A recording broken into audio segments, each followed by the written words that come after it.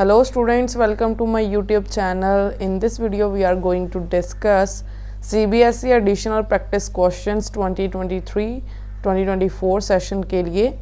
इस वीडियो में हम 10th क्लास के लिए साइंस के क्वेश्चंस को डिस्कस करने वाले हैं।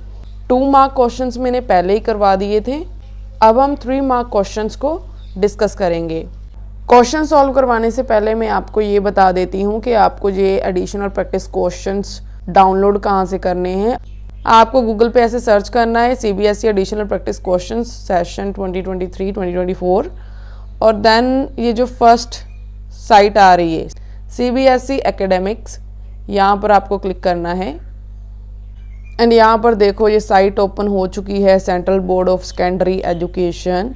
ये देखो यहाँ पर लिखा है additional practice questions for class 10th and 12th। हमें 10th क्लास के क्वेश्चंस को डिस्कस करना है, तो यहाँ पर चलते हैं। ये देखो क्लास 10th है, सेशन 2023-2024 है, जी सेट 1 और सेट 2 है। एडिशनल प्रैक्टिस क्वेश्चंस के भी 2 सेट है हमारे पास सॉल्व करने के लिए, हम अभी फर्स्ट ही कर रहे हैं। ओके, जिस साइंस के फर्स्ट सेट के 2 मार्क क्वेश्चंस मैंने करवा दिए थे, अभी मैं 3 मार्क्स के क्वेश्चंस करवाने वाली हूँ। ये भी किसी स्टूडेंट का मेरे पास कमेंट आया था कि 3 और 5 मार्क्स के क्वेश्चंस भी करवा दीजिए, दैट्स वाई अभी मैं साइंस के 3 मार्क्स के क्वेश्चंस करवाने वाली हूँ। 5 मार्क्स के क्वेश्चंस को करने के लिए मैं एक अनदर वीडियो बनाऊंगी, ठीक है। इस वीडियो में सिर्फ 3 मार्क के क्वेश्चन करने वाले हैं।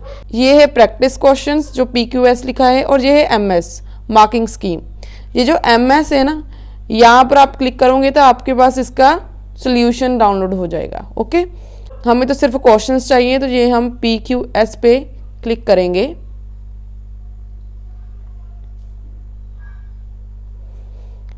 और ये आ गया हमारे पास PDF CBSE additional practice question science 086 class 10th है, सेशन 2023-2024 है। हमें यहाँ पर क्वेश्चंस करने हैं C सेक्शन के।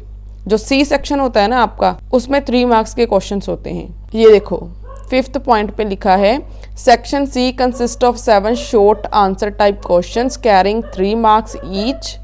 Answer to these questions should be in the range of 50 to 80 words. Okay, C section के लिए हमारे पास यही इंस्ट्रक्शंस है, 7 क्वेश्चंस होंगे। वैसे इस सेक्शन में एक्चुअली 8 क्वेश्चंस होते हैं, एक क्वेश्चन इंटरनल चॉइस के साथ होता है। हमें उनमें से करने 7 ही होते हैं, बट इस वीडियो में हम 8 के 8 क्वेश्चंस डिस्कस करेंगे, क्योंकि ये हम प्रैक्टिस क्वेश्चंस को सॉल्व कर रहे हैं। एग्जाम में आपको 7 क्वेश्चंस ही अटेम्प्ट करने होते हैं। तो चलिए C सेक्शन में चलते हैं। ये रहा C सेक्शन। ये देखो यहाँ पर साइड पे लिखा भी हुआ है कि 3 मार्क का क्वेश्चन है। फर्स्ट क्वेश्चन हमारे पास क्या है, equal sized bars of aluminium and iron are expose to the environment as shown below. ये एक एल्यूमिनियम बार है, साइज सेम है, ये आयरन बार है। इन दोनों को एक्सपोज किया है to the environment. Which of them is likely to corrode till the level marked by the line first. Justify your answer. देखो 2 बार्स है, दोनों को एक्सपोज टू एनवायरनमेंट किया हुआ है, मतलब ये जो सरफेस है ना, सिर्फ ये ऊपर वाला सरफेस यही इन्वायरमेंट के कांटेक्ट में है, बाकी इन्वायरमेंट के कांटेक्ट पे नहीं है। ओके, ये दोनों बार्स में लाइन के साथ मार्क किया हुआ है, और क्वेश्चन हमारे पास ये पूछा गया है कि दोनों बार्स में से कौन सी बार फर्स्ट कोरोड होगी इस लाइन तक। देखो एक्सपोज तो सिर्फ जो सरफेस है ना टू द एनवायरनमेंट, सरफेस से कोरोड होना स्टार्ट होगा, ठीक है। कोरोड होते होते होते बल्क में जो मेटल है वो खराब होगी। तो इन्होंने पूछा है कौन सी पहले इस लाइन तक मेटल खराब हो जाएगी। कोरोड का मतलब होता है मेटल का खराब हो जाना, ठीक है। जैसे कि आयरन कैसे खराब होता है, बाय रस्टिंग, जब उसको जंग लग जाता है तो वो खराब हो जाती है। बहुत सारे बच्चों को तो इसका आंसर पता ही होगा कि ये जो आयरन बार है ये फर्स्ट कोरोड हो जाएगी, और जो एल्यूमिनियम है वो कोरोड नहीं होगी, क्योंकि जो एल्यूमिनियम होता है जब ये इन्वायरमेंट के कांटेक्ट में आता है तो ये ऑक्सीजन से रिएक्ट करके अपने सरफेस पे एक प्रोटेक्टिव लेयर फॉर्म करता है, विच इज़ एल्यूमिनियम ऑक्साइड, जिसकी वजह से ये फर्दर कोरोड नहीं होता।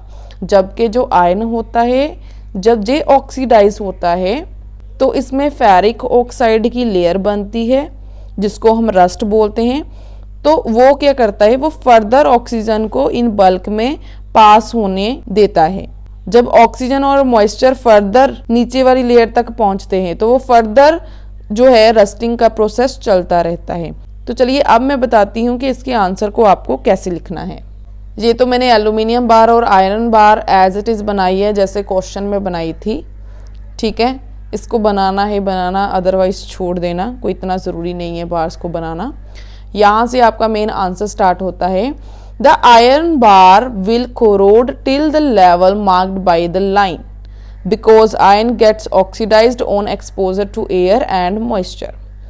क्या बोला है कि आयरन जो है वो कोरोड होगा till the level marked by the line, जहां तक जी लाइन के साथ मार्क किया हुआ है वहां तक आयरन जो है वो कोरोड होगा।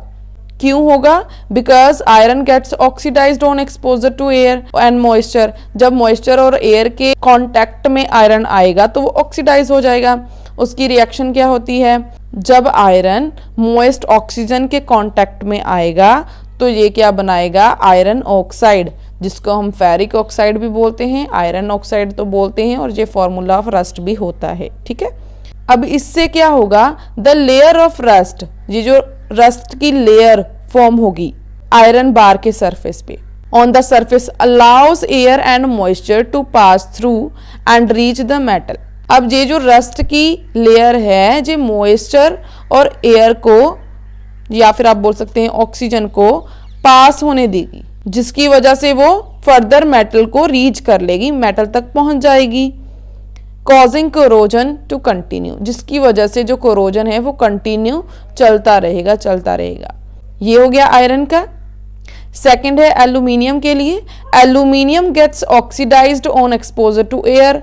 एल्यूमिनियम भी ऑक्सीडाइज हो रहा है जब ये एयर के कांटेक्ट में आ रहा है। तो क्या होता है? एल्यूमिनियम मॉइस्ट एयर के कांटेक्ट में आ रहा है, मॉइस्ट ऑक्सीजन की कांटेक्ट में आ रहा है, तो क्या फॉर्म कर रहा है? Aluminium oxide. बट ये जो एल्यूमिनियम ऑक्साइड है ये एक प्रोटेक्टिव लेयर की तरह काम करता है एल्यूमिनियम के लिए। अब ये एक ऐसी प्रोटेक्टिव लेयर है जो मॉइस्ट ऑक्सीजन को फर्दर अपने में से पास होने नहीं देगा, जिसकी वजह से कोरोजन कंटिन्यू नहीं रह सकती। The layer of oxide formed on the surface form a protective coating. ये एक प्रोटेक्टिव कोटिंग बना रहा है that prevents air from reaching the metal, जो प्रिवेंट करेगा, रोकेगा एयर को मेटल तक फर्दर पहुंचने में, एंड दस प्रिवेंट्स फर्दर कोरोजन, और फर्दर कोरोजन को प्रिवेंट करेगा। जो एल्यूमिनियम ऑक्साइड है वो फर्दर कोरोजन को प्रिवेंट करता है, रोकता है। जो फेरिक ऑक्साइड है वो कोरोजन को कंटिन्यू होने देता है, कंटिन्यू चलने देता है। That's why iron bar corroded होगा till the level marked by the line, but aluminium bar नहीं होगा क्योंकि उसके सरफेस पे protective layer of aluminium oxide है। होप कि आपको ये क्वेश्चन अच्छे से क्लियर हो गया होगा। तो चलिए अब नेक्स्ट क्वेश्चन देखते हैं। नेक्स्ट क्वेश्चन क्या है हमारे पास? The electronic configuration of some elements is given in the table below. ये एलिमेंट्स है और ये इनकी इलेक्ट्रॉनिक कॉन्फ़िगरेशन है। फर्स्ट क्वेश्चन हमें क्या पूछा गया है? Identify any two pairs of elements that will react to form compounds by a transfer of electrons. कोई दो पेयर ऑफ एलिमेंट्स ऐसे बताने हैं जो कंपाउंड फॉर्म करें by transfer of electrons. Okay, हमें मालूम है कि हर एक एलिमेंट को क्या करना होता है? अपना ऑक्टेट कंप्लीट करना होता है, ठीक है।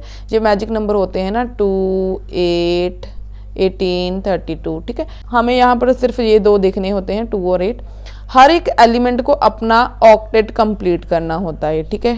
अपने आउटर मोस्ट शेल में हर एक एलिमेंट को 8 इलेक्ट्रॉन्स चाहिए होते हैं।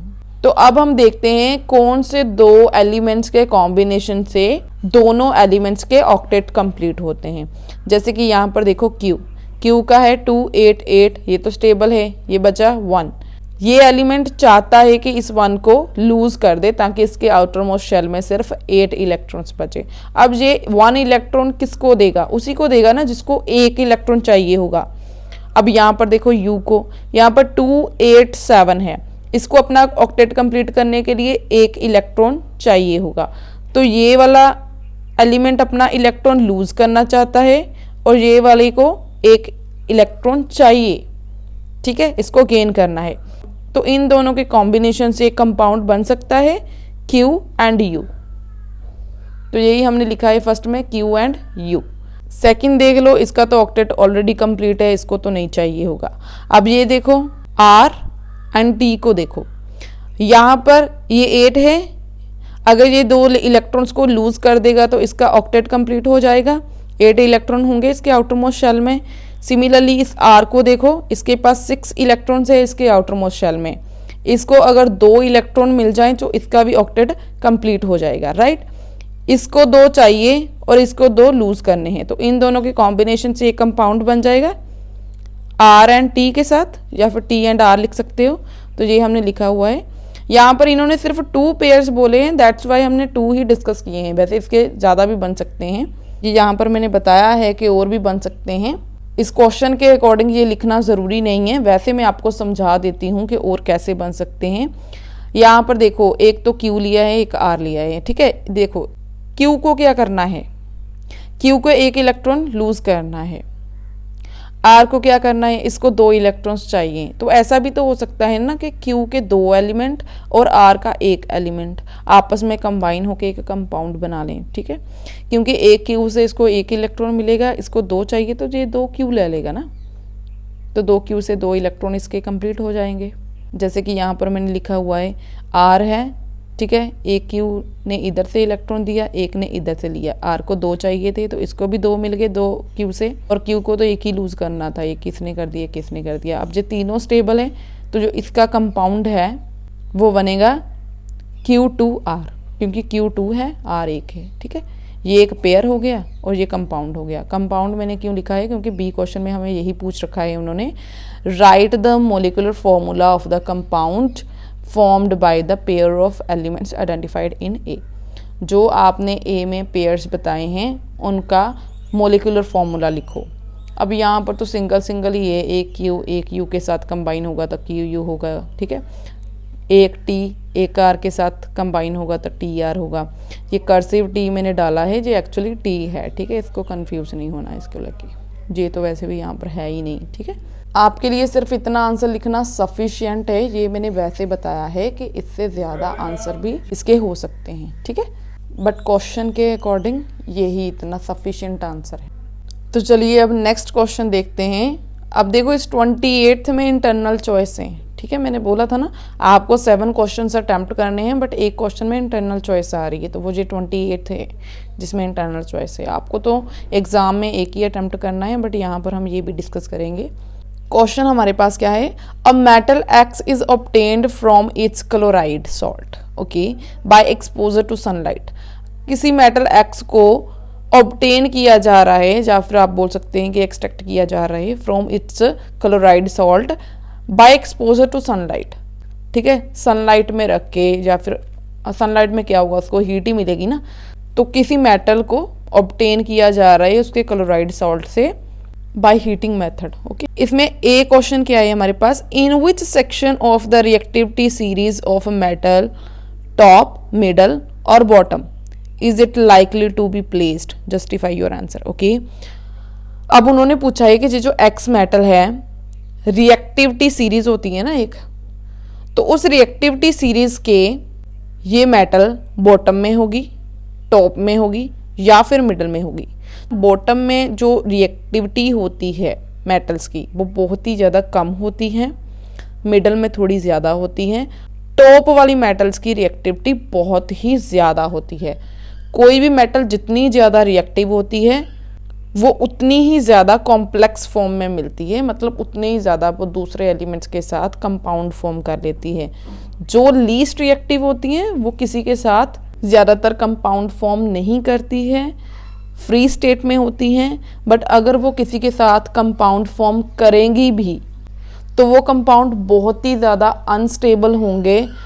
ऐसे कंपाउंड्स की डीकम्पोजिशन करना इजी होता है, और ऐसे कंपाउंड्स को जस्ट हीटिंग से मींस एक्सपोजर टू सनलाइट से भी डीकम्पोज किया जा सकता है, मतलब मेटल्स को उसके कंपाउंड से अलग किया जा सकता है। जैसे कि यहाँ पर एक्स मेटल को उसके क्लोराइड सॉल्ट से सिर्फ एक्सपोजर टू सनलाइट से ही एक्सट्रैक्ट किया जा रहा है, ऑब्टेन किया जा रहा है, तो इसका मतलब ये जो मेटल है वो बहुत ही ज़्यादा कम रिएक्टिव होंगी, क्योंकि ये बहुत ही इजी मेथड से ऑब्टेन की जा सकती है। तो यहाँ से हमें क्लियर होता है कि ये कौन से सेक्शन में से होगी मेटल, बॉटम सेक्शन से होगी, राइट। तो अब चलिए इसका आंसर देखते हैं हमें कैसे लिखना है। X is likely to be placed in bottom section of the reactivity series because metals at the bottom section of the reactivity series are least reactive। यही मैंने आपको बताया कि ये जो X है वो bottom section of the reactivity series होगा, because बॉटम सेक्शन की जो मेटल्स होती हैं उनकी रिएक्टिविटी बहुत ही ज़्यादा कम होती है, वो लीस्ट रिएक्टिव होती हैं।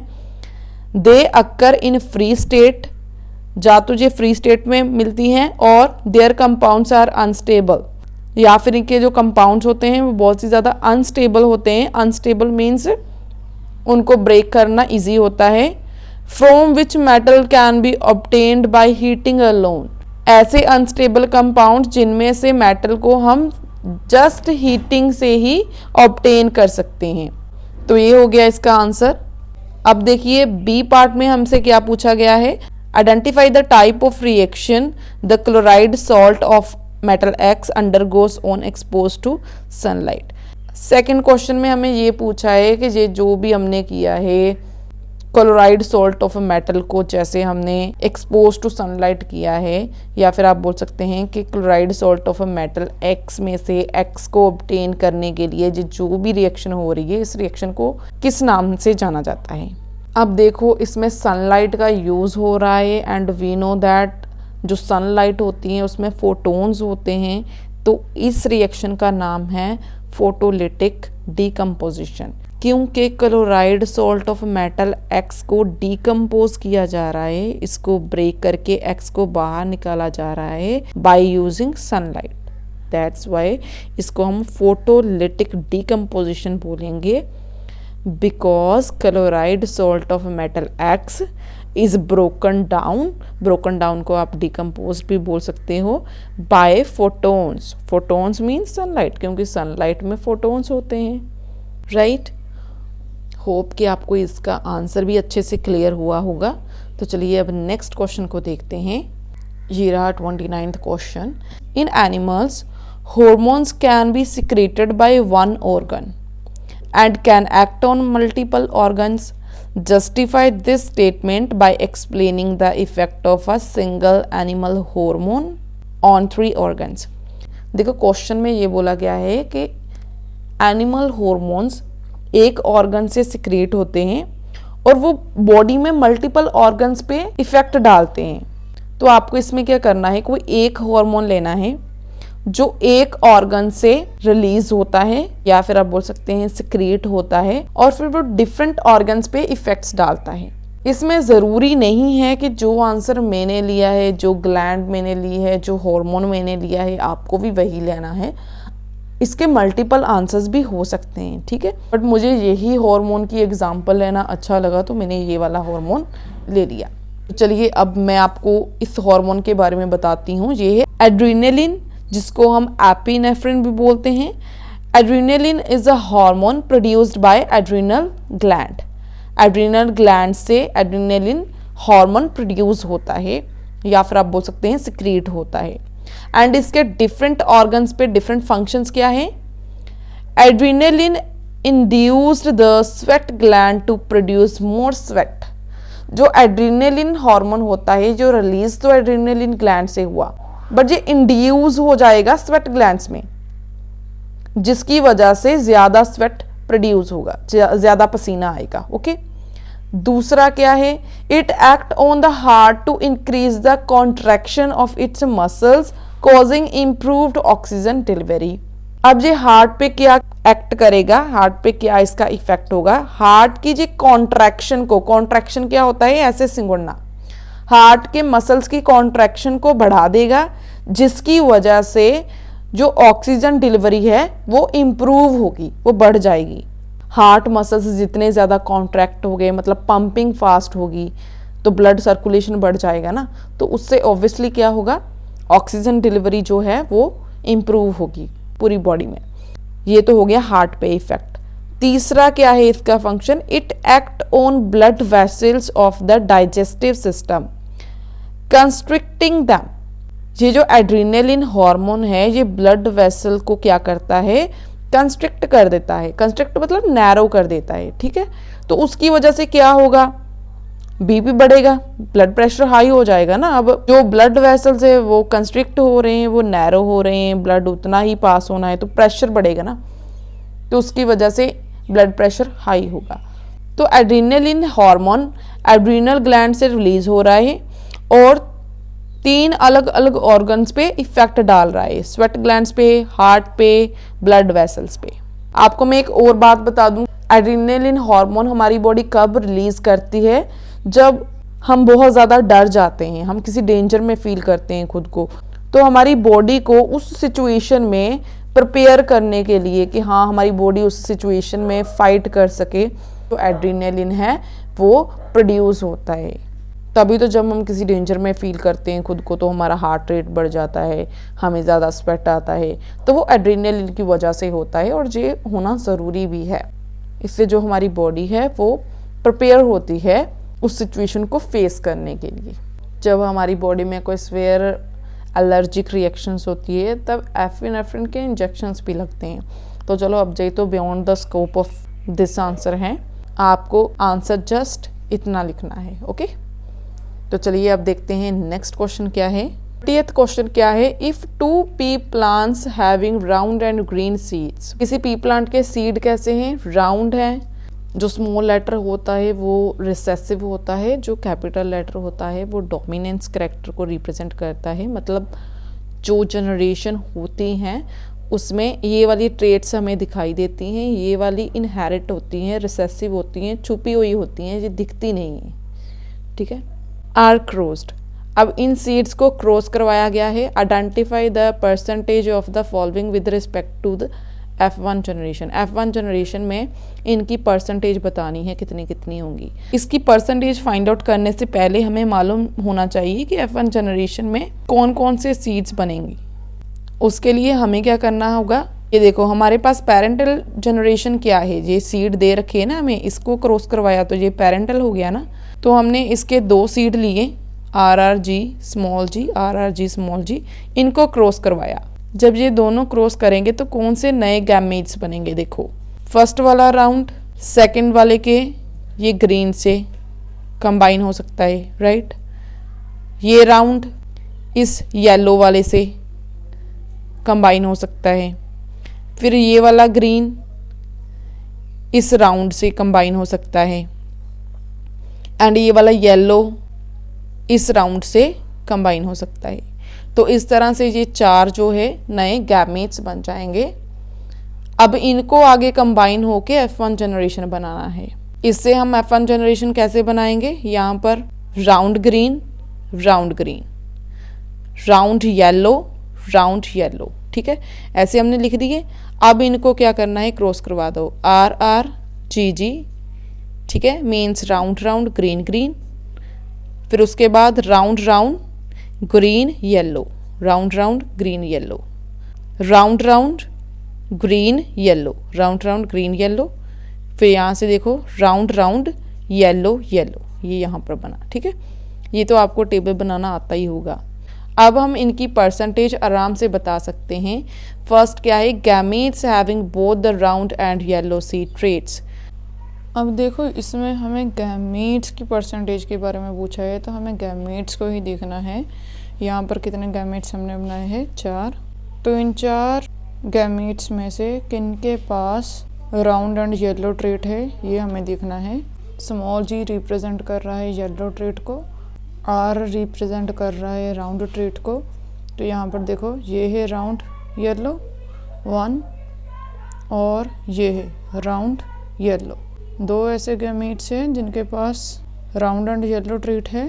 टोटल गैमेट्स 4, तो टोटल को डिनोमिनेटर में लिखना होता है। 2 ऐसे गैमेट्स हैं जिनके पास राउंड एंड येलो ट्रेट है, तो उनको न्यूमरेटर में लिख दिया 2। परसेंटेज के लिए मल्टीप्लाई किया बाय 100। तो अब इसको सॉल्व करने के बाद 2 1 ज़ा 2, 2 2 ज़ा 4, 2 50 ज़ा 100। So 50% is our answer. Second क्या है, offspring having the same genotype as the parent. Genotype क्या होते हैं, जेनेटिक मेकअप कैसा है। तो पेरेंट्स के साथ जेनेटिक मेकअप किसका सेम है, पेरेंट कैसे थे, round round green yellow, round round green yellow एक है, राउंड राउंड ग्रीन येलो दो है। तो पेरेंट्स के साथ ये दोनों मिल रहे हैं। तो यहाँ पर भी परसेंटेज जब निकालना है, नीचे डिनोमिनेटर में टोटल, न्यूमिनेटर में 2 है तो 2 लिखेंगे, मल्टीप्लाई बाय 100, 4 1 जा 4, 25 4 जा 100 एंड 2 25 जा 50, तो इसकी 50% आ गई। थर्ड क्या है, offspring having the same phenotype as the parents.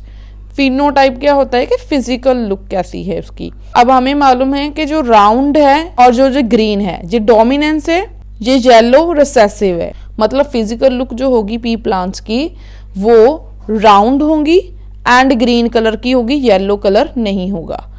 तो यहाँ पर देखो ये राउंड राउंड ग्रीन ग्रीन है, तो ये भी राउंड एंड ग्रीन होगा। पेरेंट का तो यही है ना, राउंड एंड ग्रीन। तो यहाँ पर इसका भी राउंड एंड ग्रीन है, इसका भी राउंड एंड ग्रीन, इसका भी राउंड एंड ग्रीन, बस इसका राउंड एंड येलो होगा क्योंकि यहाँ पर ग्रीन नहीं है, तो यहाँ पर इसका कलर येलो ही होगा। तो यहाँ पर 1 2 3 ऐसे प्लांट्स होंगे जो राउंड एंड ग्रीन कलर के होंगे। तो यहाँ इसकी परसेंटेज निकालने के लिए न्यूमिनेटर में 3 आ जाएगा, डिनोमिनेटर में टोटल 4 है तो 4 ही आएगा, मल्टीप्लाई बाय 100, 4 1 जा 4, 25 4 जा 100, सो 25 3 जा 75। तो ये इसकी परसेंटेज है। अब चलिए देखते हैं कि नेक्स्ट क्वेश्चन में क्या पूछा है हमसे। Absolute refractive indices of 2 media P and Q are 1.33 denoted by NP and 2.52 denoted by NQ respectively. The speed of light in medium P is 2 into 10⁸ metre per second. हमें मालूम है कि अलग अलग ऑप्टिकल मटेरियल के refractive indices अलग अलग होते हैं। जैसे कि ग्लास स्लैब का रिफ्रैक्टिव इंडेक्स कुछ और होगा, वाटर का रिफ्रैक्टिव इंडेक्स कुछ और होगा। ऐसे ही और भी बहुत सारे लिक्विड्स होते हैं जिनका रिफ्रैक्टिव इंडेक्सेस अलग अलग होते हैं। रिफ्रैक्टिव इंडेक्स डिफाइन करता है कि किसी ऑप्टिकल मीडियम में जब लाइट एंटर होगी तो उसकी अपने पाथ से डेविएशन कितनी होगी, टुवर्ड्स द नॉर्मल होगी या अवे फ्रॉम द नॉर्मल होगी। ये सारा तो आपने चैप्टर में पढ़ा ही होगा। अब इस क्वेश्चन में भी हमें 2 मीडिया दे रखे हैं, एक P है और एक Q है, दोनों की अलग अलग रिफ्रैक्टिव इंडिसेस गिवन है। लाइट की स्पीड मीडियम P में दे रखी है एंड ए पार्ट में हमें फाइंड करना है what would be the speed of light in medium Q denoted by VQ। हमें Q मीडियम में लाइट की स्पीड को फाइंड आउट करना है, जिसको VQ से रिप्रेजेंट किया है। वैसे जनरली हम इसको वेलोसिटी ऑफ लाइट बोलते हैं, बट यहाँ पर क्वेश्चन में स्पीड ऑफ लाइट है तो हम आंसर में भी स्पीड ऑफ लाइट लिख सकते हैं। अगर वेलोसिटी ऑफ लाइट लिखेंगे तो भी गलत नहीं होगा। तो चलिए अब हम इन refractive indices and speed of light in medium P की हेल्प से speed of light in medium Q find out करते हैं। इसके लिए हमें रिफ्रैक्टिव इंडेक्स का फॉर्मूला मालूम होना चाहिए, जो कि मैंने यहाँ पर लिखा हुआ है। रिफ्रैक्टिव इंडेक्स जिसको हम N से डिनोट करते हैं, ये इक्वल्स टू होता है velocity of light in vacuum. Vacuum मतलब जहाँ पर कोई मीडियम नहीं है वहाँ पर वेलोसिटी ऑफ लाइट। वेलोसिटी की जगह पे आप स्पीड भी लिख सकते हो, मैं अगेन बता रही हूँ। यहाँ मैंने वेलोसिटी लिखा है, वहाँ पर आप स्पीड भी लिख सकते हो क्योंकि क्वेश्चन में स्पीड पूछा है। बाकी अगर वेलोसिटी लिखते हो तो भी गलत नहीं होगा। इसका फॉर्मूला होता है velocity of light in vacuum, जिसको C से डिनोट करते हैं, upon velocity of light in medium, जिसको हम V से डिनोट करते हैं। ये तो हो गया हमारे पास फॉर्मूला। अब हम क्वेश्चन के अकॉर्डिंग लिखते हैं। एक तो हमें NP गिवन है। NP क्या था, रिफ्रैक्टिव इंडेक्स इन मीडियम P, ये है ना, रिस्पेक्टिवली लिखा है तो ये पहले P लिखा है तो पहले वाला रिफ्रैक्टिव इंडेक्स P का हो गया। ठीक है, NP से इसको डिनोट किया है, दैट्स वाई रिफ्रैक्टिव इंडेक्स की जगह पे मैं NP लिख रही हूँ। Equals to velocity of light in vacuum C ही रहेगी हमेशा। Velocity of light in medium, तो यहाँ पर पी मीडियम की बात हो रही है तो velocity of light in medium P लिखेंगे हम, वीपी लिखा है मैंने। तो इसका रिफ्रैक्टिव इंडेक्स एनपी है किसके इक्वल 1.33, तो यहाँ पर मैंने ये लिखा, इक्वेशन नंबर 1 बनाई। अब सिमिलरली क्यू मीडियम के लिए refractive index equals to C upon V Q होगा, speed of light in medium Q जो कि हमें कैलकुलेट करना है। ये इसका रिफ्रैक्टिव इंडेक्स किसके इक्वल है 2.52, तो यहाँ पर मैंने ये लिख दिया। ये दोनों इक्वेशंस बनी। अब हमें इन दोनों को क्या करना है, डिवाइड करना है। Divide equation 1/2, N P upon N Q, this upon this equals to 1.33 upon 2.52। अब इसको आगे सिंपल कैलकुलेशन ही करनी है, आप मैथ्स में करते ही हो। N P upon N Q as it is रहने दो आप इसको, तो वैसे अब आप ना भी लिखो तो भी चलेगा क्योंकि ये इनकी वैल्यू हमने यहाँ पर भर रखी है, बट स्टिल मैं साथ में लिख रही हूँ। अब सी अपॉन वी पी है, ये अगर मैं डिवाइड की जगह पर यहाँ पर मल्टीप्लाई का साइन डाल दूँ तो इसका क्या रेसिप्रोकल लिखा जाएगा, वी क्यू ऊपर चला जाएगा, सी नीचे आ जाएगा। यहाँ पर वी क्यू न्यूमिनेटर में चला गया, सी डिनोमिनेटर में, सी से सी कैंसिल हो गया, तो हमारे पास क्या बचा, V Q upon V P, V Q upon V P equals to 1.33 upon 2.52। मैं अगेन बोल रही हूँ, इसको चाहे यहाँ से आप लिखना बंद कर दो, लिख लोगे तो भी ठीक है। इसके बाद वी पी की वैल्यू तो हमें गिवन है, राइट, यहाँ पर लिखा हुआ है ना, the speed of light in medium P is 2 × 10⁸ metre per second. तो वी पी तो हमें दे रखा है 2 × 10⁸ मीटर पर सेकेंड, राइट, ये हमारे पास गिवन है तो हमने यहाँ पर लिख दिया। अब देखो यहाँ से क्या होगा, वी क्यू की वैल्यू हमें निकालनी है तो इसको एज इट इज़ रहने दिया। वी पी डिनोमिनेटर में था, उसको राइट हैंड साइड शिफ्ट किया तो ये न्यूमिनेटर में चला गया। V Q equals to 1.33 upon 2.52 ये लिखा, वी पी की वैल्यू पुट की 2 × 10⁸ मीटर पर सेकेंड। अब यहाँ पर इनकी कटिंग कर दो, ये 2 से कट रहा था, 2 1 ज़ा 2, 2 1 ज़ा 2 पॉइंट लिखा, 2 2 ज़ा 4, 1 कैरी यहाँ पर चला गया, 12 बने, 2 6 ज़ा 12, तो ये मैंने कटिंग की है। उसके बाद 1.33 अपॉन 1.26 × 10⁸ मीटर पर सेकेंड, इसको डिवाइड कर दो। अब यहाँ पर मैंने डिवाइड किया है, अब सभी बच्चे 10th स्टैंडर्ड में हैं तो डिवाइड करना तो आता ही होगा, बट स्टिल मैंने यहाँ पर कैलकुलेशन की है अगर किसी बच्चे को प्रॉब्लम आई इसे सॉल्व करते टाइम। एक बात यहाँ पर मैं आपको और बता दूँ, यहाँ पर मैंने ना पॉइंट हटा दिया था पहले ही, इसको हम हटा सकते हैं। कैसे हटा सकते हैं, देखो 2 डिजिट छोड़ के पॉइंट है, 2 डिजिट छोड़ के पॉइंट है। अगर इनका पॉइंट हटाना हो तो मैं यहाँ पर लिख सकती हूँ 133 अपॉन, इसके लिए 2 ज़ीरोस, 2 डिजिट्स के लिए 2 ज़ीरोस, पॉइंट की जगह पे 1। सिमिलरली नीचे क्या है 1 2 6, मैंने पॉइंट हटा दिया 2 डिजिट्स के लिए। अब ये ऑलरेडी डिनोमिनेटर में है तो इसका जो ज़ीरोज़ है वो मैं ऊपर लिखूंगी, ठीक है। 2 डिजिट्स के लिए 2 ज़ीरोज़ लिखी, पॉइंट के लिए 1, तो ये 100 कट गया, 133 अपॉन 126 आ गया। तो मैंने ऐसे डायरेक्ट इसको पॉइंट हटा के फिर इसको डिवाइड कर दिया। अब 1 हमें मालूम है जो न्यूमिनेटर में है वो ब्रैकेट के अंदर होगा, 126 बाहर चला जाएगा एज अ डिवाइज़र। तो यहाँ पर 126 1 से 126, यहाँ पर 3 से 6 नहीं माइनस हो सकता तो यहाँ से कैरी लिया, इसको 13 बनाया, यहाँ पर 2 रह गया, 13 माइनस 6 7 आ गया, ठीक है, 0 नीचे आया। अब यहाँ पर आप देखो पॉइंट लगाने के बाद हम चाहे जितनी मर्जी ज़ीरो से डाल दें, ठीक है, कोई फ़र्क नहीं पड़ता। तो यहाँ पर पॉइंट लिखा, 0 नीचे आया, पॉइंट के बाद वाला 0 नीचे आया तो दैट्स वाई यहाँ पर क्वोशंट में भी पॉइंट लगेगा। अब 70 के नीचे 126 नहीं आ सकता तो 126 ज़ीरो ज़ा 0, अगेन माइनस किया तो ये 70 आ गया। अब फर्दर अगला 0 नीचे आ जाएगा, अब 700 आया, 126 5 ज़ा 630, अब इसको माइनस किया, 0 से 0 माइनस किया, 0 0 से 3 नहीं माइनस हो सकता तो यहाँ से कैरी लेके इसको 10 बनाया, यहाँ पर 6 रह गया, 10 में से 3 गया तो 7, अगेन 0 नीचे आया तो अब ये अगेन 700 बन गया, यहाँ पर भी 700 था, यहाँ पर भी 700, तो इसका मतलब 1.055555 ऐसे ही चलता जाएगा। अब 1.055 को अप्रोक्सीमेटली हम लिख सकते हैं राउंड ऑफ करके 1.05 अब इस 5 की जगह पे मैंने राउंड ऑफ करके 6 लिख दिया, क्योंकि इसके आगे भी तो 5 ही था। अब जब 5 और 5 से कोई ग्रेटर डिजिट होता है तो उसके पीछे वाला जो डिजिट होता है उसको हम 1 बढ़ा देते हैं, तो दैट्स वाई यहाँ पर मैंने 5 को 6 लिख दिया। ठीक है, अप्रोक्सीमेटली इतना लिख सकते हैं हम इसको राउंड ऑफ करके। तो यहाँ पर मैंने लिखा 1.056 इंटू 10⁸8, ये तो ऐसे ही आना था ना साथ में, metre per second. We Q हमने निकालना था speed of light in medium Q, जो कि इतनी आ रही है। तो ये तो हुआ ए पार्ट का आंसर। अब बी पार्ट देखते हैं क्या है।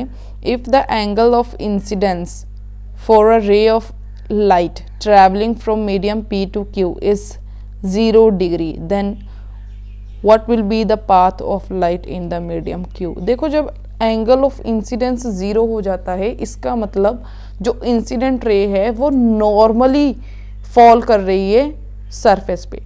जब कोई रे किसी भी अनदर सरफेस पे नॉर्मली इंसिडेंट करती है तो उसमें डेविएशन नहीं होती, वो अनडेविएटेड ही पास कर जाती है। जैसे कि ऐसे है कि मान लो ये एक मीडियम है, ठीक है, ये पी मीडियम है, ये क्यू मीडियम है, यहाँ से रे आई नॉर्मली, ये नॉर्मल होता है ना सरफेस के साथ जो 90 डिग्री का एंगल बनाए, ये नॉर्मल है। ऐसे कोई भी रे फॉल करेगी ऑब्लिकली तो वो यहाँ पर एक एंगल ऑफ इंसिडेंट बनाएगी। अगर एंगल ऑफ इंसिडेंट 0 है, इसका मतलब वो रे, इसमें कोई भी एंगल नहीं है, ये जो इंसिडेंट रे है वो नॉर्मली फॉल कर रही है सेकेंड सरफेस पे।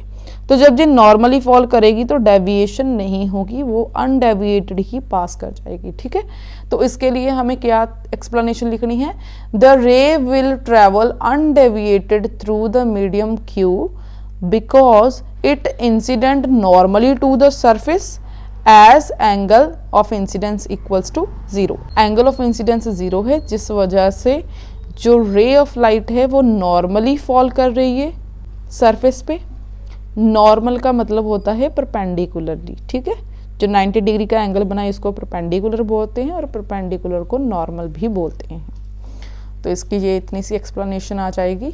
अब चलिए 32nd क्वेश्चन देखते हैं। Kaveri conducted an experiment to study the energy efficiency of different bulbs. Energy efficiency क्या होती है किसी बल्ब की। देखो, हर एक बल्ब जो है वो इलेक्ट्रिसिटी को कंज्यूम करता है और लाइट एनर्जी एमिट करता है। मतलब बल्ब का क्या काम होता है, इलेक्ट्रिक एनर्जी को लाइट एनर्जी में कन्वर्ट करना। बट इस प्रोसेस में कुछ अमाउंट जो इलेक्ट्रिक एनर्जी का होता है वो हीट एनर्जी में कन्वर्ट होता है, जिसकी वजह से बल्ब गर्म हो जाते हैं। तो वो जो हीट एनर्जी में इलेक्ट्रिक एनर्जी कन्वर्ट होती है वो actually loss of electric energy है। तो किसी बल्ब की एफिशिएंसी होती है कि वो कितना कम लॉस कर रहा है इलेक्ट्रिसिटी का। अगर किसी बल्ब की एफिशिएंसी 100% है तो इसका मतलब वो जितनी इलेक्ट्रिसिटी एनर्जी को कंज्यूम कर रहा है उतनी ही लाइट एनर्जी एमिट कर रहा है, हीट एनर्जी में कन्वर्ट बिल्कुल भी नहीं कर रहा। तो उसको हम बोल सकते हैं कि इसकी एफिशिएंसी 100% है, but practically it is not possible. थोड़ा बहुत गर्म तो होते ही हैं सभी बल्ब। तो चलिए अब क्वेश्चन को आगे देखते हैं। She connected a bulb A having a resistance of 100 ohms to a 240 volt power supply in a laboratory. ठीक है, लेबोरेटरी में 240 वोल्ट की सप्लाई है और बल्ब की रेजिस्टेंस कितनी है 100 ohms। एक बात आपको और बता दूं कि बल्ब की जितनी ज़्यादा रेजिस्टेंस होगी उतनी ज़्यादा इलेक्ट्रिकल एनर्जी हीट एनर्जी में कन्वर्ट होगी, क्योंकि रेजिस्टेंस की वजह से जो इलेक्ट्रिकल एनर्जी है वो हीट एनर्जी में कन्वर्ट होती है। जो हीटर, गीज़र, आयरन हम यूज़ करते हैं ना, इसमें यही कंसेप्ट यूज़ होता है। ऐसे एप्लियंसेस की रेजिस्टेंस ज़्यादा होती हैं जिसकी वजह से वो हीट प्रोड्यूस करते हैं। तो चलिए अब देखते हैं ए पार्ट में हमें क्या पूछा है। How much energy will be consumed by the bulb. Bulb कितनी एनर्जी कंज्यूम कर रहा है if it is kept on for 4 hours each day for a week. एक हफ्ते में कितने 7 दिन होते हैं, एक हफ्ते के हर एक दिन वो 4 घंटे तक ऑन रहता है। Express your answer in kilo joule. Part A में हमें फाइंड करना है कि कितनी एनर्जी कंज्यूम कर रहा है ये बल्ब। एनर्जी का फॉर्मूला क्या होता है, देखो गिवन हमारे पास वोल्टेज है 240 वोल्ट्स हमें दे रखा है, बल्ब की रेजिस्टेंस भी दे रखी है 100 ओम्स है। We have to find energy consumed by the bulb A in kilojoule. तो जो एनर्जी होता है उसका फॉर्मूला होता है पावर मल्टीप्लाई टाइम। यहाँ पर जो टाइम है हमें इन सेकेंड्स लेना है, क्योंकि हमें ये क्वेश्चन में दे रखा है इन आवर्स, ठीक है ना, 4 आवर्स दे रखा है। बट जो एनर्जी है वो हमें किलो जूल में देनी है, दैट्स वाई हमें इन सेकेंड टाइम को कैलकुलेट करना होगा। पावर का यूनिट वाट ही होता है। तो अभी हमें पावर एंड टाइम फाइंड करना है। Now we will find power and time. Firstly power calculate करेंगे। पावर का फॉर्मूला होता है वोल्टेज स्क्वायर अपॉन रेजिस्टेंस। देखो जो फॉर्मूलाज हैं ये आपको याद करने होते हैं। ओम्स लॉ से पावर के 3 रिलेशन बनते हैं। एक होता है power equals to V I, Ohm law होता है V equals to I R. अब यहाँ से अगर करंट की वैल्यू निकालें तो आई इक्वल्स टू वी, ये यहाँ पर डिनोमिनेटर में चला जाएगा वी अपॉन आर। तो यहाँ पर जब आई की वैल्यू भरेंगे हम, आई की वैल्यू वी अपॉन आर, तो यही बना ना वी स्क्वायर अपॉन आर। तो यहाँ से ये जो रिलेशन हमने लिया है आपको ये याद रखने हैं formulas. Okay, voltage square upon resistance होता है, वोल्टेज 240 वोल्ट्स है तो यहाँ पर 240 वोल्ट्स का होल स्क्वायर, रेजिस्टेंस 100 ओम्स है तो 100 ओम्स लिखा, स्क्वायर है तो ये 2 बार आएगा, 240 मल्टीप्लाई 240 वोल्ट्स का स्क्वायर, नीचे 100 ओम्स। ये 0 से 0 कट गया, 24 को 24 से मल्टीप्लाई किया, साथ में volt square upon ohm as it is, multiply करके 576 आएगा। ये वोल्ट स्क्वायर अपॉन ओम क्या होता है, वाट, ठीक है। सेकेंडली हमें क्या कैलकुलेट करना है, टाइम। अब टाइम हमारे पास 4 hours each day for a week, ये हमें क्वेश्चन में दे रखा है 4 hours each day for a week. ये देखो, keep on for 4 hours each day for a week. तो एक हफ्ते में कितने दिन होते हैं, 1 वीक इक्वल्स टू 7 डेज होते हैं। तो यहाँ पर हम 7 मल्टीप्लाई करेंगे 4 आवर्स के साथ। मैंने आपको पहले ही बताया था जो टाइम है वो हमें इन सेकेंड्स कैलकुलेट करना है। तो 4 आवर्स की जगह पे हम लिख सकते हैं 60 मिनट्स। एक आवर में 60 मिनट्स होते हैं तो आवर की जगह पर 60 मिनट्स लिखें। अब मिनट्स की जगह पे क्या लिख सकते हैं, 60 सेकेंड्स। एक मिनट में 60 सेकेंड्स होते हैं तो ये 7 4 60 एज इट इज़, मिनट की जगह पर 60 सेकेंड्स। इस सभी को मल्टीप्लाई कर दो, ठीक है। यहाँ पर मैंने मल्टीप्लाई कैसे किया, 6 6 जा 36, 7 4 जा 28, 36 को 28 से मल्टीप्लाई किया तो 1008 आया। साथ में जो एंड वाली 2 जीरो से थी वो वैसे लगा दी। कैलकुलेशन है, आप किसी भी तरह से कर सकते हो, मैंने जैसे किया वो मैं आपको बता रही हूँ। लास्ट में सेकंड आएगा इसका यूनिट। अब हमें एनर्जी कैलकुलेट करनी है। इक्वेशन नंबर 1 इसको लिखा। एनर्जी में क्या क्या पुट करना है, पावर एंड टाइम। तो पावर कहाँ पर थी, ये हमारी, इसको इक्वेशन नंबर 2 लिया। टाइम ये था, इसको इक्वेशन नंबर 3 लिया। Now from equation 1 2 3 energy equals to power multiply time. इन दोनों को मल्टीप्लाई किया। एक चीज़ मैं आपको यहाँ पर और बता दूँ, हमें आंसर किलो जूल में देना है। तो किलो जूल कैसे बन रहा है वो मैं आपको बताऊंगी। वाट का रिलेशन होता है जूल एंड टाइम के साथ, जूल पर सेकंड। जूल पर सेकंड होता है वाट, इसीलिए हमने टाइम को सेकंड में कैलकुलेट किया। वाट की जगह पे लिखा जूल पर सेकंड, यहाँ पर तो इतने सेकंड ही थे तो सेकंड से सेकंड कट गया। 576 को मल्टीप्लाई किया 1,08,000 के साथ, लास्ट में आ गया जूल। आंसर जूल में नहीं किलो जूल में देना है। तो अगर यहाँ पर जूल को किलो जूल में कन्वर्ट करना है तो इस सारे को हमें 1000 के साथ डिवाइड करना होगा। 1000 के साथ डिवाइड करने पे ये लास्ट वाली 2 जीरोस कट जाएंगी। हमारे पास बचा 5,80,608 डिवाइडेड बाई 10। अब ये जो नीचे 10 है इसकी वजह से एक छोड़ के लास्ट में से पॉइंट लग जाएगा, तो यहाँ पर आ गया 58,060.8 kilojoule. So this is our answer. ये तो ए पार्ट का आंसर था। अब हम बी पार्ट देखते हैं। Kaveri connects another similar bulb B similar bulb मतलब ये वाला बल्ब की भी जो रेजिस्टेंस है वो 100 होगी।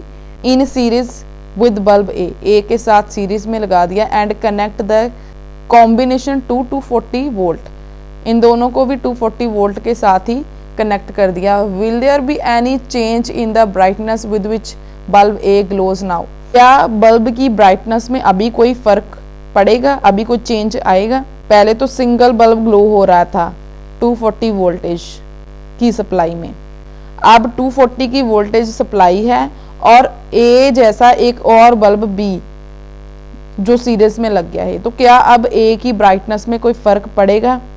ऑब्वियसली अब सेम वोल्टेज है, वो दो बल्ब कंज्यूम करेंगे तो ब्राइटनेस कम होगी। ठीक है, ये तो हमें ऑरली पता है, बट इसको हमें न्यूमेरिकली एक्सप्लेन करना है। अब यहाँ पर देखो बी पार्ट मैंने कर रखा है, when bulb A and B connect in series the net resistance. अब देखो नेट रेजिस्टेंस कितनी होगी, दोनों सीरीज में हैं, जब सीरीज में होती हैं तो नेट रेजिस्टेंस कैसे निकाली जाती हैं? अलजेब्रिक सम से, R1 प्लस R2 मतलब पहले बल्ब की रेजिस्टेंस प्लस दूसरे बल्ब की रेजिस्टेंस, दोनों बल्ब सिमिलर है तो दोनों की रेजिस्टेंस 100 होगी, 200 ओम आ गई टोटल नेट रेजिस्टेंस। वोल्टेज तो 240 वोल्ट ही है। Then total power consumed by bulb A and B. अब टोटल पावर कितनी कंज्यूम करेंगे दोनों बल्ब?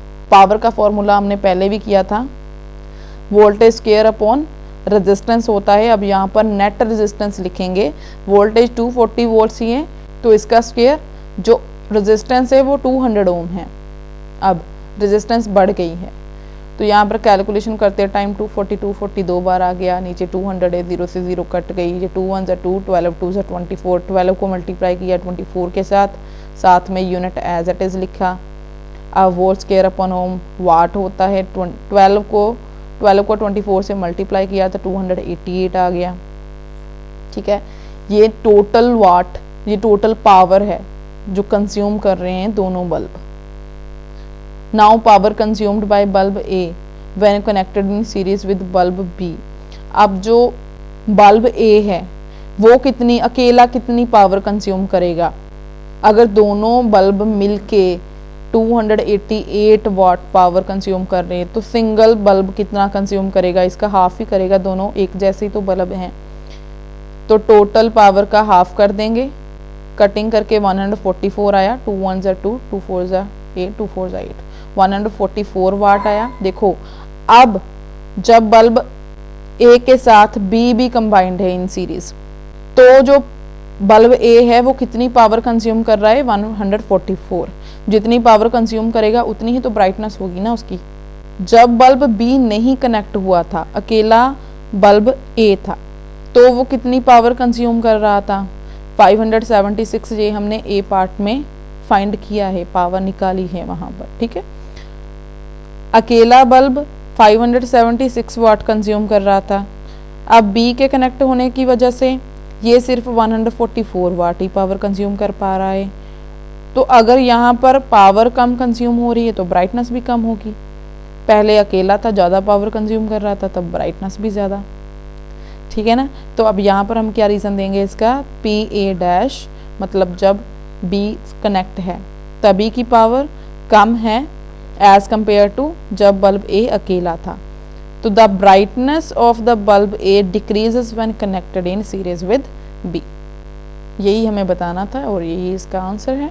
3 मार्क के क्वेश्चंस में अब तक का सबसे ज़्यादा लेंदी क्वेश्चन यही था, 30 सेकेंड, क्योंकि ये न्यूमेरिकल बेस्ड था। ठीक है, न्यूमेरिकल को एक्सप्लेन मैथमेटिकली करते टाइम क्वेश्चन लेंदी होता ही है। अब 33rd क्वेश्चन है which is our last question. उसके बाद सेक्शन डी आ जाएगा 5 मार्क्स का, जो हम इस वीडियो में तो डिस्कस नहीं करने वाले। 33rd क्वेश्चन में क्या बोला गया है? Vijay connects 3 bulbs P, Q and R in series with the battery in 2 different ways using identical conducting wires as shown below। Conducting wires same है, 3 बल्ब्स को वो 2 डिफरेंट अरेंजमेंट्स में कनेक्ट कर रहा है। She notice that in case 1, this one, all 3 bulbs glow, but in case 2 only the bulb P and R continue to glow। Case 2 में सिर्फ P and R जो है वही continue to glow है, Q glow नहीं कर रहा है। What could be the reason for the bulb Q to not glow in case 2? Second case में जो बल्ब Q है वो ग्लो क्यों नहीं हो रहा? ये देखो यहाँ पर ये है ना वायर, एक वायर है जो नीचे एक्स्ट्रा लगाई हुई है। यहाँ पर तो करंट जो है वो इसी वायर से पास हो रहा है, फ्लो हो रहा है, तो ऑब्वियसली तीनों बल्ब ग्लो करेंगे। बट यहाँ पर ये जो एक्स्ट्रा वायर उसने लगा दी है, हमने पहले भी क्वेश्चन में पढ़ा है कि बल्ब की रेजिस्टेंस होती है। अब ये एक वायर है, इसकी तो रेजिस्टेंस इसके कंपैरिजन में बहुत कम होंगी, बल्ब की रेजिस्टेंस ज़्यादा है, वायर की तो बहुत ही नेग्लिजिबल रेजिस्टेंस होगी, राइट। जो करंट है वो अपने लिए फैसिलिटेट पाथ चूज करता है। अब यहाँ पर रेजिस्टेंस क्या होती है? करंट के फ्लो में जो रुकावट होती है वो रेजिस्टेंस होती है। अब यहाँ पर करंट को कोई रुकावट नहीं है, कोई रेजिस्टेंस नहीं है, वो आराम से फ्लो कर पा रहा है, यहाँ पर उसको रेजिस्टेंस मिल रही है, तो वो यहाँ को छोड़कर, इस पाथ को छोड़कर वो इसी पाथ से जाएगा ना। इस एक्स्ट्रा वायर की वजह से वो जो करंट है वो लीस्ट रेजिस्टेंस वाला पाथ फॉलो कर रहा है, दैट्स वाई यहाँ से करंट फ्लो हो ही नहीं रहा और ये बल्ब ग्लो नहीं कर रहा। तो इसको आपको लिखना कैसे है? The current will flow through the additional wire that connect the points L and M avoiding the bulb. ठीक है, ये जो ब्रैकेट में लिखा हुआ है कि ये जो L and M पॉइंट्स पे जो एडिशनल वायर कनेक्ट की है, ये वायर इस बल्ब को अवॉइड करके लगाई गई है, क्योंकि ये इस बल्ब को कनेक्ट नहीं कर रही। ठीक है, इसको अवॉइड करके लगाई गई है। As it offers a path of least और lower resistance as compared with the bulb. तो ये जो वायर है ये करंट को कम रेजिस्टेंस वाला पाथ ऑफर कर रही है, जिसकी वजह से करंट इसी पाथ में से फ्लो हो रहा है, यहाँ से नहीं हो रहा, जिसकी वजह से बल्ब ग्लो नहीं हो रहा। अब चलिए देखते हैं नेक्स्ट क्वेश्चन क्या है, which is our last question.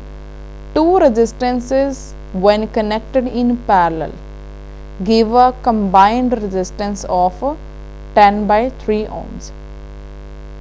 When the same two resistors are connected in series, the combined resistance becomes 15 ohms. Calculate the individual resistance of each resistor.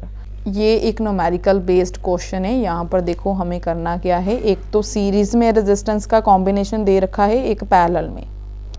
When the same two resistors are connected in series, the combined resistance becomes 15 ohms. देखो जब series में है, series में क्या होती है, series में जो रेजिस्टेंस का कॉम्बिनेशन होता है वो अलजेब्रिक सम होता है। ठीक है, इक्वलेंट रेजिस्टेंस जो रिजल्टेंट जो कंबाइंड रेजिस्टेंस होता है उसको इक्वलेंट रेजिस्टेंस बोलते हैं। वो क्या है, R1 प्लस R2, दो रेजिस्टेंसेस हैं, तो ये इक्वलेंट कितनी दे रखी है हमें, 15 ohms। एक पैरेलल कॉम्बिनेशन दे रखा है, parallel give a combined resistance of 10/3 ohm। Parallel के लिए जो इक्वलेंट है, पैरेलल का कॉम्बिनेशन होता है 1/R equivalent equals to 1/R1 plus 1/R2।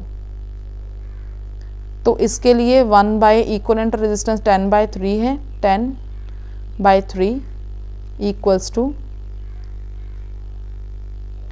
1/R1 plus 1/R2।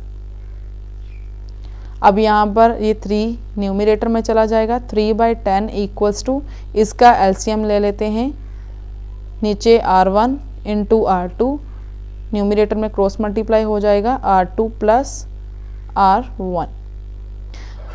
अब यहाँ से देखो, यहाँ से एक और चीज़ कर सकते हैं हम, यहाँ R1 R2 है ना, तो एक की वैल्यू निकाल लेते हैं, R1 equals to 15 minus R2, ये R2 प्लस का है, राइट हैंड साइड जाने के बाद माइनस R2 हो जाएगा।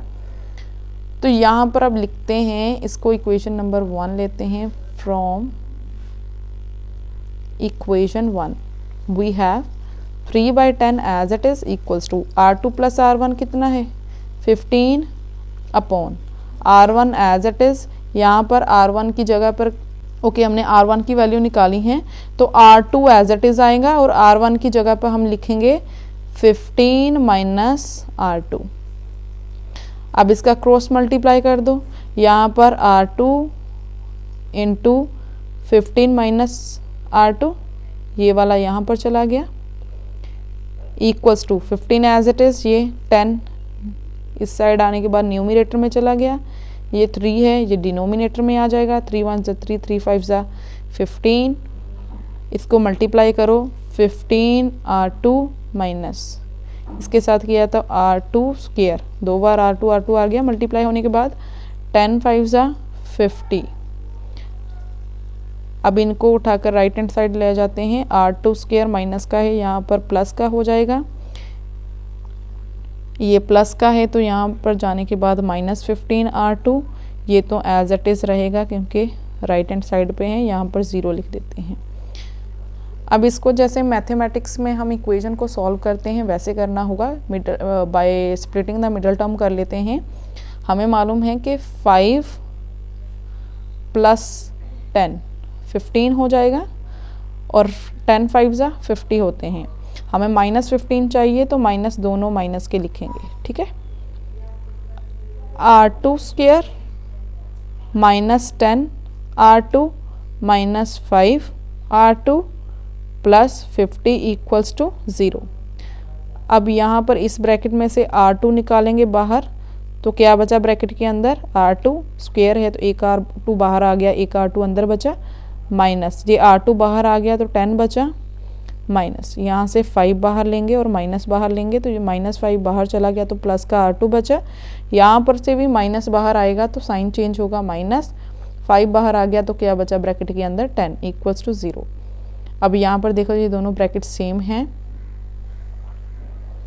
तो यहाँ पर एक बार लिख सकते हैं R2 - 10, दूसरा क्या बचा R2 - 5 इक्वल्स टू 0। अब यहाँ से R2 - 10 equals to 0, R2 - 5 equals to 0, यहाँ से R2 की वैल्यू 10 आ रही है, यहाँ से R2 की वैल्यू 5 आ रही है। दोनों ओम रेजिस्टेंस है तो ओम लिखा जाएगा साथ में यूनिट। उन्होंने calculate the individual resistance of each resistor कहा था। यहाँ पर R2 की 2 वैल्यूज़ हैं, दोनों के लिए अगर अलग अलग निकालें, अगर R2 10 है तो R1 कितनी होगी 15 - R2, 15 - R2 कितना 10, तो R1 कितनी हो जाएगी 5। अगर यहाँ पर R2 को 5 लेंगे तो R1 कितनी हो जाएगी 15 - R2, मतलब 15 माइनस यहाँ पर R2 5 है तो R1 कितनी हो जाएगी 10। यहाँ पर भी ओम, यहाँ पर भी ओम, मतलब आंसर चाहे इस वैल्यू से निकालो चाहे इस वैल्यू से निकालो, दोनों केसेस में एक रेजिस्टेंस 10 है तो दूसरी रेजिस्टेंस 5 है, ये वाली 5 है तो दूसरी 10 है, तो मतलब 2 रेजिस्टेंस आ रही है हमारे पास, एक तो 5 ओम और दूसरी 10 ओम। गॉट इट, इतना ही हमारा आंसर था। ये हमने एडिशनल प्रैक्टिस क्वेश्चंस के 33rd तक क्वेश्चंस को कर लिया है। 3 मार्क्स के क्वेश्चंस इस वीडियो में कंप्लीट हो गए हैं। 2 मार्क्स के क्वेश्चंस की वीडियो मैंने ऑलरेडी अपलोड कर रखी है, उसका लिंक भी मैं इस वीडियो के डिस्क्रिप्शन बॉक्स में दे दूंगी। बहुत जल्द मैं 5 मार्क्स के क्वेश्चंस की वीडियो भी अपलोड कर दूंगी। और ये तो एडिशनल प्रैक्टिस क्वेश्चन सिर्फ 1 है ना, सेट 1 है, यहाँ पर ये देखो सेट 2 भी है, ठीक है। साइंस का 1 सेट है, सेट 2 है, मैथमेटिक्स का भी 1 है 2 है। मैथमेटिक्स का भी मैं सॉल्व करके डालूंगी वीडियो, इसके एडिशनल प्रैक्टिस क्वेश्चंस की भी, ठीक है। अभी हम साइंस का कंप्लीट कर रहे हैं और साथ में मैं आपको बता दूं, ये जो साथ में MS है ये एक्चुअली आंसर है साइंस का। ये देखो MS जो हमने अभी अभी सॉल्व किया है ये उसके आंसर्स हैं। यहाँ से आप ये देखो मार्किंग स्कीम है ना, तो यहाँ पर आप डाउनलोड कर सकते हैं, ये MCQs के सारे आंसर्स हैं, ठीक है। ये 2 मार्क के हैं, यहाँ पर 3 मार्क के भी हो गए, बट यहाँ पर इन्होंने लिखा है marks to be awarded if the student use any other method to arrive at the correct answer. Method तो चलो यही होने वाला है, यहाँ पर ये न्यूमेरिकल को बहुत ही इन शॉर्ट कर रखा है, डिटेल में कुछ बताया नहीं है कि कैसे हो रहा है सब कुछ, तो वो मैंने इस वीडियो में आपको अच्छे से एक्सप्लेन किया है। तो इतना छोटा सा लिखोगे और उसके मार्क्स नहीं मिलेंगे आपको अच्छे, ठीक है। तभी इन्होंने बोला है मार्क्स टू बी अवार्डेड।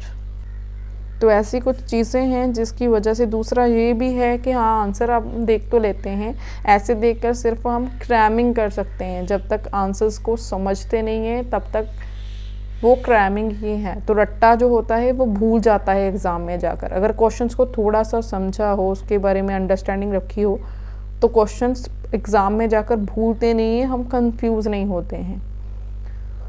तो दैट्स वाई यहाँ से आप चलो आंसर डाउनलोड कर सकते हो, देख भी सकते हो, but video solution will be helpful for you.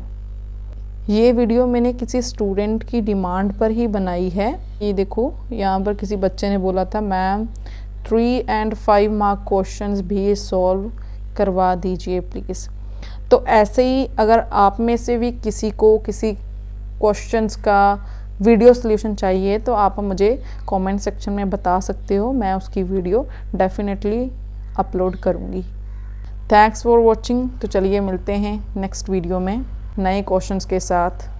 Till then good bye.